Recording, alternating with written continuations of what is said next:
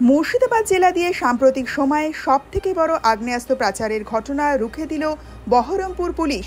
বুধবার সকালে গোপন সূত্রে খবর পেয়ে বহরমপুর থানার পুলিশ এবং স্পেশাল অপারেশন গ্রুপের আধিকারিকেরা নওদাপানুর রেলগেটে এলাকায় অভিযান চালিয়ে এক ব্যক্তিকে বিপুল পরিমাণ আগ্নেয়াস্ত্র এবং গুলি সহ গ্রেপ্তার করল। পুলিশ সূত্রে জানা গিয়েছে, ধৃত ব্যক্তির নাম হাবলু শেখ। তার বাড়ি জঙ্গিপুর পুলিশ জেলার অন্তর্গত ফারাক্কা থানার দক্ষিণ রামরামপুর গ্রামে।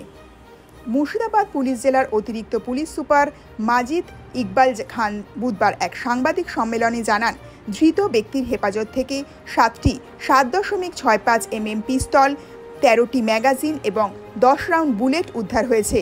এর পাশাপাশি ওই ব্যক্তি যে মোটরসাইকেল করে আগ্নেয়াস্ত্র পাচারের চেষ্টা করছিল সেটিকেও আটক করা হয়েছে। নমস্কার সবাইকে।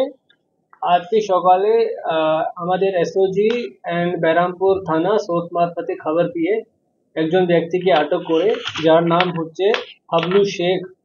এনার বাড়ি হচ্ছে ফারাক্কা, মুর্শিদাবাদ জঙ্গিপুর পুলিশ ডিস্ট্রিক্ট। তো এনার হেফাজত থেকে আমরা 7.65 mm pistol, 13টা magazine, 10 round ammunition আর এক ইয়ামাহা বাইক উদ্ধার করেছি। তো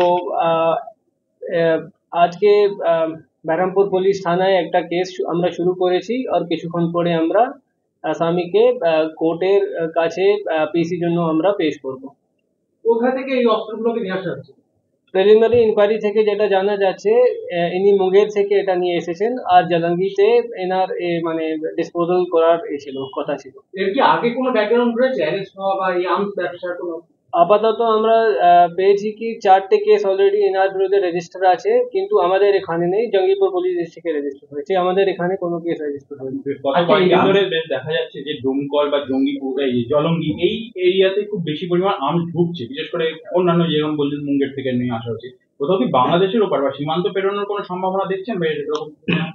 এটা আমরা আপাতত কিন্তু কোনো প্রুফ পাইনি, কিন্তু ইনভেস্টিগেশন চলছে। আর এনাকে আজকে যেহেতু জাস্ট এখনই অ্যারেস্ট করা হয়েছে, যখন পিসিতে নেওয়া হবে তখন আমরা জানতে পারবো। এই যে চারটে কেস ছিল, সেই চারটে কেস কি একই রকম এই অস্ত্র পাচারের? ওটা এখনো আমাদের জানা নেই, কিন্তু সম্ভব হচ্ছে কি আর্মস অ্যাক্টই থাকবে। এই যে আর্মস গুলো যে চায়না লোগো বলছে, এটা কি মানে অত্যাধুনিক মাত্রায় যে চায়না? না, এসব কোটা মুঙ্গেরতেই, ম্যাক্সিমাম আমরা মুঙ্গের থেকেই পাচ্ছি, যে মুঙ্গের থেকেই তৈরি হচ্ছে আর ওখান থেকেই এরা নিয়ে আসছে। আমরা 10 দিনের জন্য আমরা প্রে করবো, that is up to court, কতদিন কোর্ট অ্যালো করবে।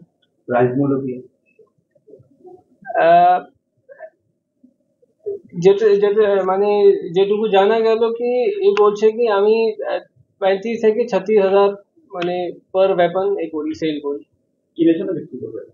কিনেছে মুঙ্গের থেকে, গিয়ে জলঙ্গি মানে বিক্রি করার কথা ছিল।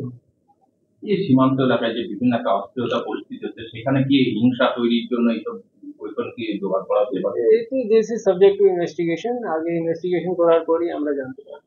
আগে দেখা যেত মুঙ্গের থেকে ফারাক্কা হয়ে নর্থ বেঙ্গল হয়ে মুর্শিদাবাদে ঢুকতো অস্ত্র, এখন নদীয়ার এই সাইড, এই রুটটা কোন রুট দিয়ে আছে?